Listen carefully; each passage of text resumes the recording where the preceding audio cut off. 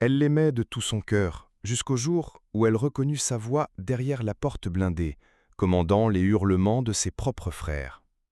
Conakry, 1971. Alors que l'Afrique de l'Ouest bascule entre rêve d'indépendance et régime de fer, le camp Boiro est déjà surnommé le goulag tropical. Là, dans des cellules de 3 mètres carrés, des milliers d'opposants disparaissent, victimes de tortures, de diètes noires et d'exécutions sommaires. On estime que 5 000 à 50 000 personnes y ont péri. À quelques rues de ces murs décrépits, Aminata Ba, 24 ans, infirmière diplômée, croit encore à l'espoir. Fiancée à l'élégant lieutenant Ibrahima Kamara, officier promis à une brillante carrière, elle ignore que son amour rencontre chaque aube derrière les miradors du camp.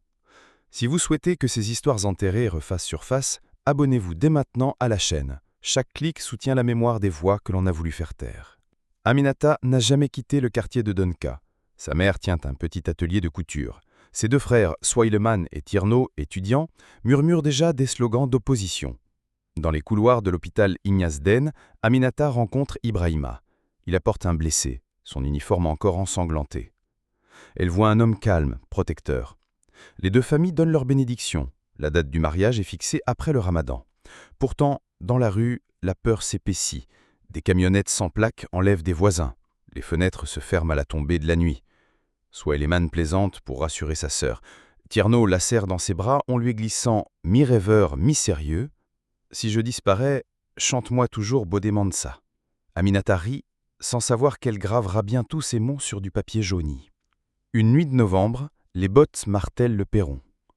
Swaileman et Tierno sont embarqués, sans mandat. Le silence tombe lourd. Seules les rumeurs circulent. Ils sont à Boiro. Aminata supplie son fiancé.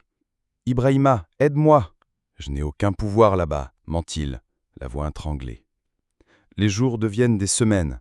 Aminata fait la queue devant le portail rouillé, un paquet de riz à la main, refusé chaque fois. Elle remarque un officier à lunettes foncées qui distribue les ordres d'une main sûre. Posture familière, démarche qu'elle connaît, mais trop improbable pour être vraie. Un dimanche, un rescapé relâché par erreur arrive en boitant à l'hôpital. Il délire, décrit un lieutenant Kamara orchestrant des séances d'électrochoc et diète noire. Aminata sent son monde se fissurer. Elle confronte Ibrahima.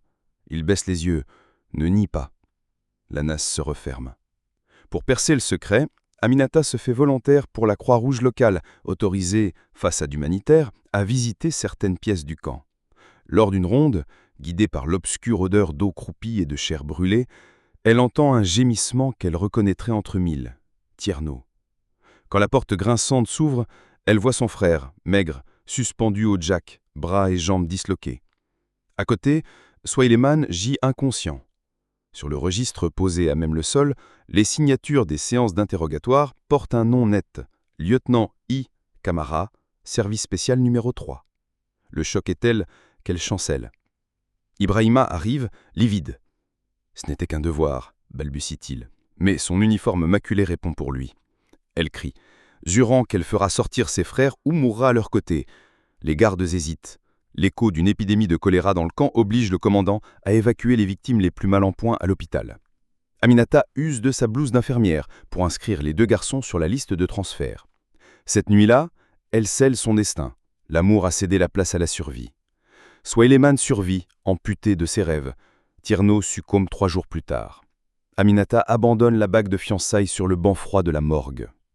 Ibrahima disparaît quand le régime s'effondre en 1984. Son nom reste gravé dans les archives d'une commission vérité inachevée. Aujourd'hui, Aminata vit à Dakar, soignant des réfugiés. Chaque 26 janvier, date anniversaire de la mort de Tierno, elle dépose une fleur blanche devant le portail rouillé du camp, devenu simple caserne.